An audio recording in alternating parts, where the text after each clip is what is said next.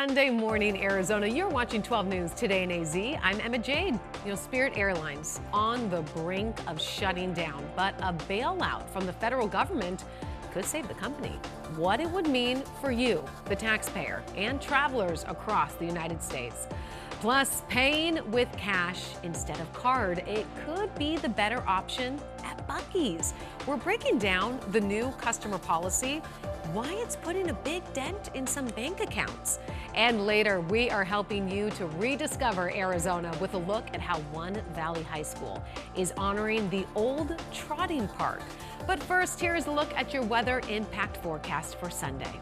Good morning and welcome to Sunday in the Valley of the Sun. I'm meteorologist Chris Dunn, and we have cooler weather on the way. A cooler weekend. We hit a high of 85 on Saturday and close to 80 degrees on this Sunday. Most of the day will be spent in the 70s.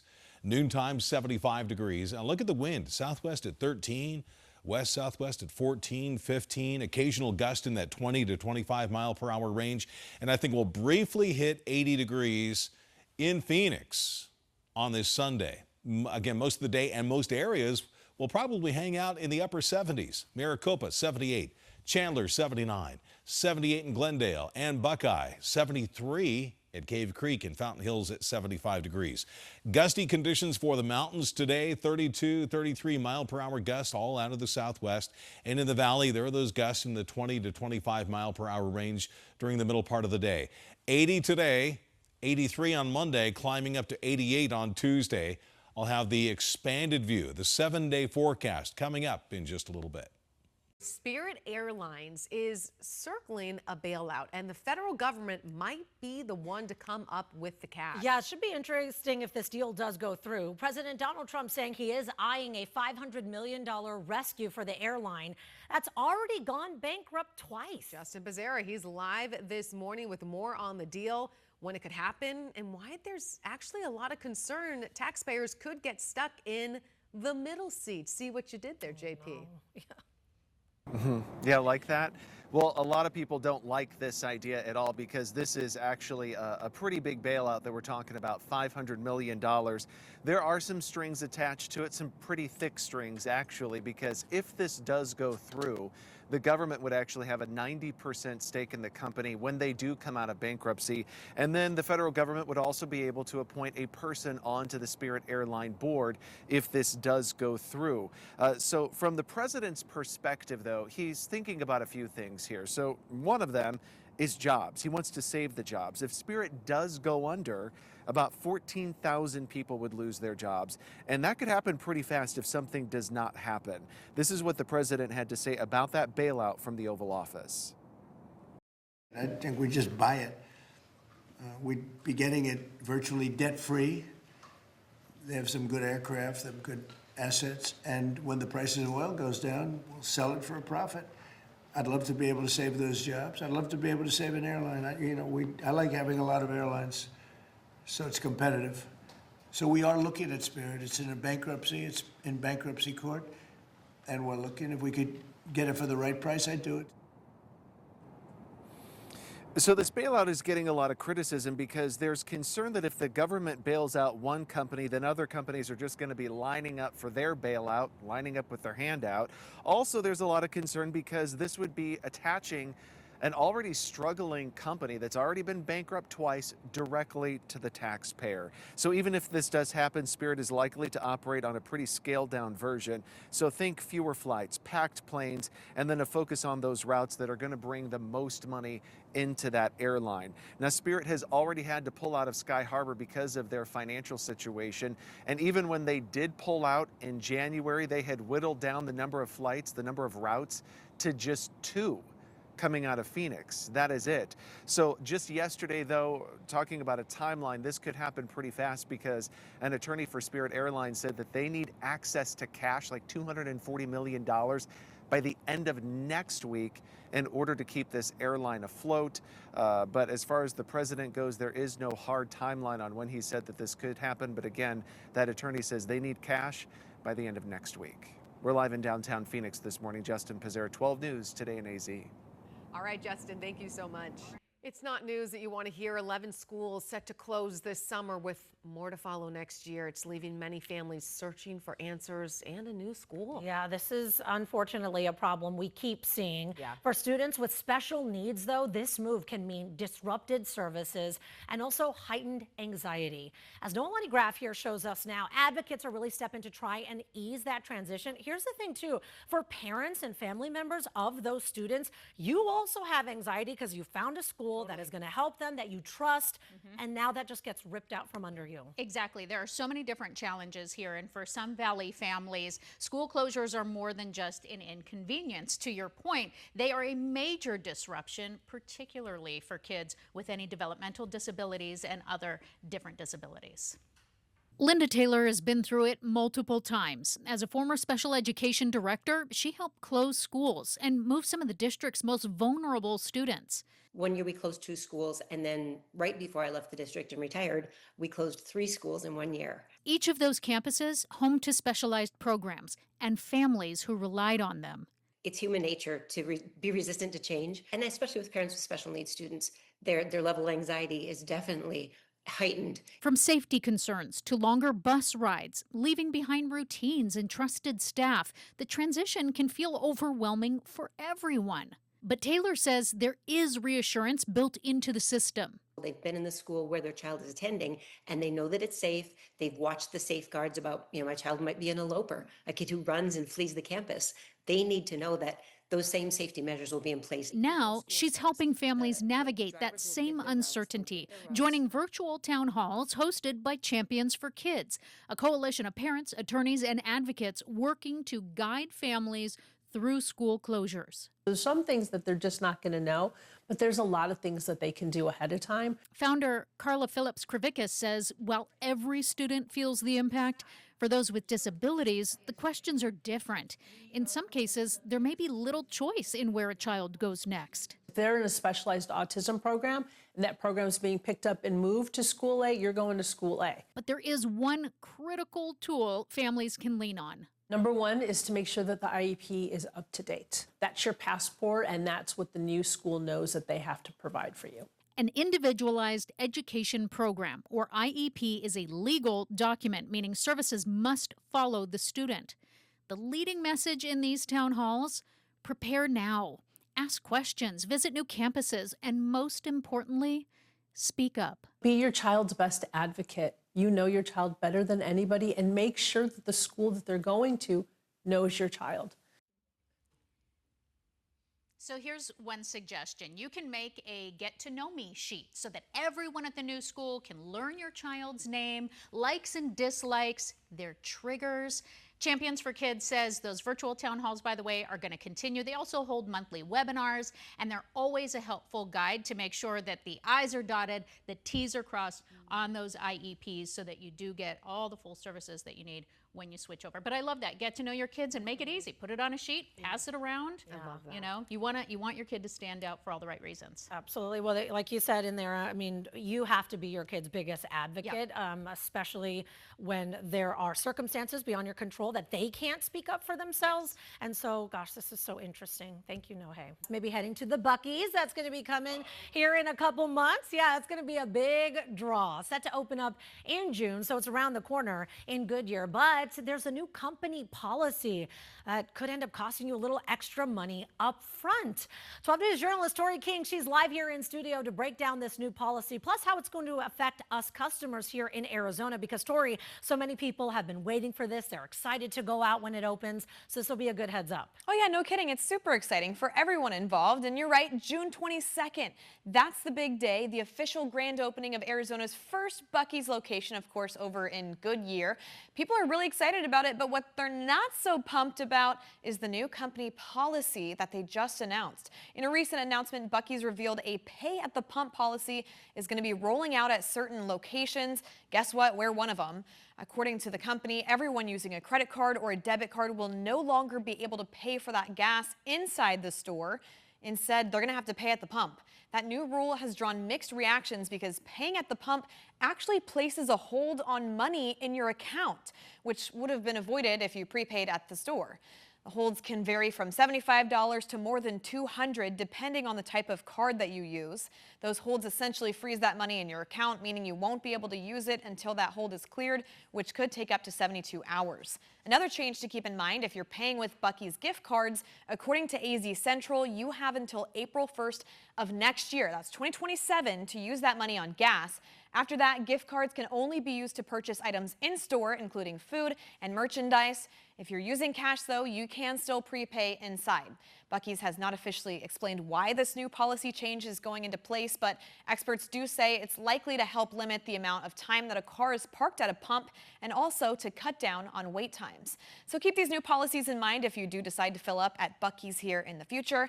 And this location is going to be huge. It's going to take up 74,000 square feet. It's going to have 120 fuel pumps while also bringing around 200 jobs to the valley. Live in studio, I'm Tori King. 12 News Today in AZ. All right, Tori, thank you so much. I mean, it should be exciting. I've never been to a Buc-ee's before, and you're saying it's a good time. Oh my goodness, it's so fun. I'm a big brisket sandwich girl. Okay, yeah, and I hear they've got great brisket. Oh, brisket sandwich, fresh, best food on the road. And you got to get yourself some beaver nuggets. Come on, the restroom's top notch. If you're driving on a long trip, it's the way to go. Absolutely. I'm a big fan of the beaver nuggets. She's telling me about them all the time, so it's going to be interesting and good to know before we fill up. Thanks, Tori. Hi there once again. I'm 12 News meteorologist Chris Dunn with your weather impact forecast and a reminder that you can stream live radar 24/7 here on Weather Plus. No, 12 Plus, sorry. 12 Weather Plus was it's an old thing that is long gone. Okay, 3, 2. Hi there once again. I'm 12 News meteorologist Chris Dunn with your weather impact forecast and a reminder that you can stream the live radar and live weather conditions plus forecast conditions 24/7 here on 12 Plus. You already have the app because you're watching us on 12 Plus, but you can stream it on your TV or on your phone at any time. We have cooler weather in the forecast for the valley today, near 80 degrees. I'm forecasting a high of 80, but many areas will be stuck in the 70s today. Tomorrow, the wind dies down. We warm up to 84, back up into the mid-80s. And then later this week, a slight chance of rain moving into the forecast picture by Thursday. Today, we have quite a bit of wind. It'll be breezy to windy in the valley, but really gusty in these brown shaded areas here. This is where we have a wind advisory in effect. It goes through 9 p.m. Southwest winds at 20 to 30. Gusting up to 55 miles per hour. Meanwhile, this weather system that is causing all the wind, not really generating a whole lot of cloud cover or a whole lot of rain, but there will be some spot showers isolated across northern Arizona. This is at just before 5 o'clock this evening, and then things really rapidly clear out. We are totally in the clear for Monday. Monday will be filled with sunshine. Tuesday, a couple of high clouds here and there, but overall a pretty dry day. This is 11 a.m. on Tuesday. Any rain for the next few days? This is pretty much for the next 12 hours or so. All of it is up here to the north and not in the valley. Maybe next time. And there will be a next time. We do have a little bit of rain, or at least a chance, coming up on Thursday. 47 in Flagstaff today, a chilly one in Arizona's high country at 7,000 feet. Sedona 60. 80 in Phoenix, Gila Bend at 80, 69 in Globe, and Casa Grande at 79 degrees. Valley temperatures today, 77 in Buc-ee and Surprise, and on the east side, Apache Junction, 76, 75 in Fountain Hills and Chandler, 79, 78 Queen Creek. This is going to be one of those rare below average days. The weather system's creating all of this unsettled weather, generally staying up here to the north, but causing some wind from time to time. More of those pesky high clouds coming across us on Wednesday. And then here's that Thursday rain chance with a southern stream storm system. It's a weak one at this point, so we'll throw in a 20% chance of a shower in the valley on Thursday. 50-50 shot of early showers around until about 4 or 5 o'clock this evening for the Flagstaff area, and then warming back up to 65 by Wednesday. 40% chance of rain showers on Thursday, with Thursday's high at 59 degrees. Your valley 7-day forecast. There's that 80 today, 83, totally sunny on Monday, 88 Tuesday. On Thursday, a 20% chance of rain at this point, but we'll be keeping track of things and keep checking back with us here on 12 Plus and also on the air on 12 News. 90s return by Friday and Saturday. the West Valley is booming with new development, but there is an effort to preserve the history that made it all possible. In this morning's Rediscover Arizona, we're heading to Goodyear, showing how a new school is paying tribute to its roots. Goodyear High School opened its doors in 2025, and if you look closely, you can see how the past is woven into this place that fosters the future. It is built on what was part of the Trotter Park. Laura Cano is a Goodyear City Council member and history lover. She says the Phoenix Trotting Park off I-10 and Cotton Lane was a premier place when it opened back in 1965. It really was state of the art. East Coast developers brought in Italian architects to make the park the place to see harness racing, where horses pull a two-wheeled cart while trotting. The opening drew big crowds, but the glory days came to an end early, mainly because it was hard to get there. I-10 was not built out, and it was a two-lane road, I think, down Van Buren to get from Phoenix out to here. So the park only lasted 2 seasons. For decades, the park was abandoned. It got torn down, and then part of the land bought by the Agua Fria Union High School District to put a new high school there. But its history kept coming to the surface. When they were constructing this project, they found an old horseshoe, and they made a plaque with that horseshoe. As a nod to the school's roots, the football team, when they come out of the locker room, they now touch the horseshoe before they then take to the field. The school's mascot is a horse, and even the shape of the fan stand is a nod to the old racetrack, something council member Cano appreciates. They have such an attention to detail and the history of this area and really keeping it alive. Reporting in Goodyear, Allison Rodriguez, 12 News. We have a special guest in the studio with us to talk about the American Heart Association and the American College of Cardiology. They have new guidance for people who are at risk of heart disease. They should maybe start walking now, taking steps to lower their cholesterol in their 30s, maybe even younger. So we have Dr. Manzouri here with Optum Arizona to talk about what causes a person to have this high cholesterol, and then I guess some of the things that you're finding younger and younger people dealing with this. Because I think most people are like, it's for older people. Don't have to worry about it right now. You're absolutely right. The factors I would say that fall into high cholesterol can be genetics, and it can also be lifestyle factors, which those two can be broken down into diet and lack of exercise. Overall, with my young patients, I have patients in my 20s that believed that they were not at risk of high cholesterol, but unfortunately our teens these days, lots of video games, sedentary lifestyle, poor diet.